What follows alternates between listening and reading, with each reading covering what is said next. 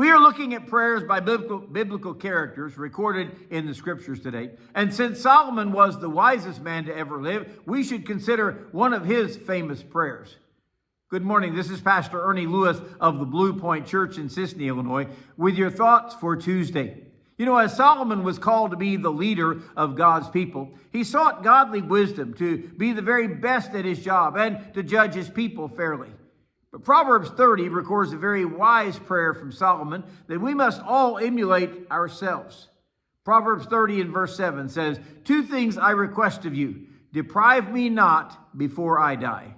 Remove falsehood and lies far from me, and give me neither poverty nor riches. Feed me with the food allotted to me, lest I be full and deny you and say, 'Who is the Lord?' Or lest I be poor and steal and profane the name of my God."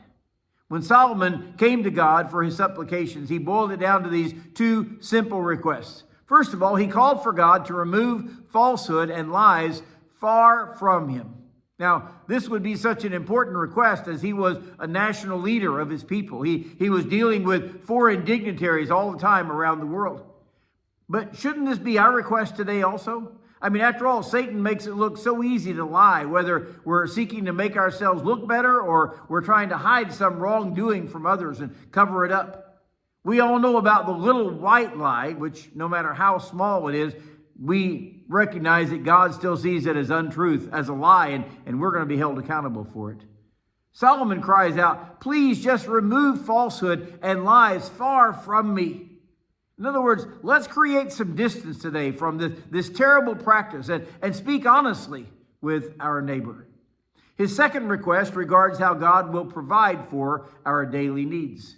And we know that Christ taught us in the model prayer that we should ask, "Give us this day our daily bread."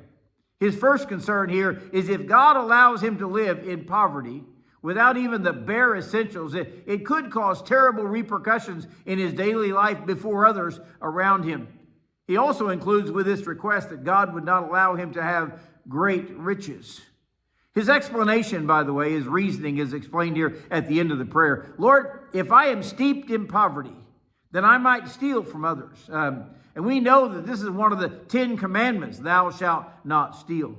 He says, "If I am poor and steal from others, then I might profane the name of my God before those around me." His fear of having great riches is, "Lest I be full and deny you and say, 'Who is the Lord?'" You know, many people today have been so blessed that they become dependent on their riches. I mean, they not only place all their hopes in their riches, they forget the very God that brought them where they are today. These are very serious concerns for every person to consider and to pray this prayer. His call is actually for God to feed me with the food allotted to me. Sort of like Christ's model words, "Give us this day our daily bread." I hope and pray that these pitfalls don't overtake us with poverty or wealth. But we must always pray daily that God would provide for our every need. Besides, if we pray this daily, it makes us more dependent on him. And we cannot forget our God who provides for our daily needs.